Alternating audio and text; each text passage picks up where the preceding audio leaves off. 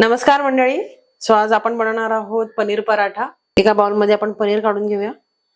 त्यात आपण सगळं मिक्स करायचं आहे. बारीक चिरलेला कांदा, हळद, धना जिरा पावडर, 2 मिरच्या, बारीक चिरलेली कोथिंबीर आणि मीठ चवीनुसार. सगळं आपण एकत्र करून घ्यायचंय.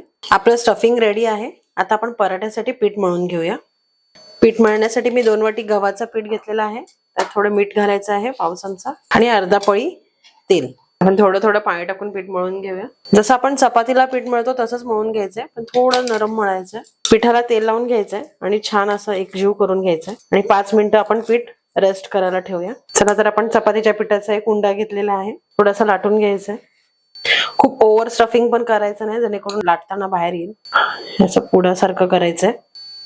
एक्स्ट्राचं पीठ काढायचं आणि असं प्रेस करून घ्यायचंय. हे बघा, हातावरती तुम्ही असं एकदा दाबून घ्यायचं. चारी बाजूला स्टफिंग पूर्ण गोल गोल स्टफिंग लागून जातं. आपण लाटून घेऊया. खूप पातळ लाटायचं नाही आणि खूप जाडही लाटायचं नाही. चला तर आपण पराठा भाजून घेऊया. आता आपण एका बाजूने आता बटर लावून घेऊया. तुम्ही बटर, तूप, आपलं अमूल बटर पण यूज करू शकता.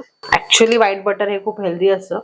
मीडियम फ्लेम वरती छान खरपूस भाजून घेऊया. आता बघा किती छान आपला दोन्ही बाजूनी भाजून झालेला आहे पराठा. मुलांना नाश्त्याला, टिफिन साठी एकदम इझी आणि टेस्टी आहे. पनीर पराठा रेडी आहे आणि मक्खन व्हाईट बटर वर खायला एक नंबर लागतो.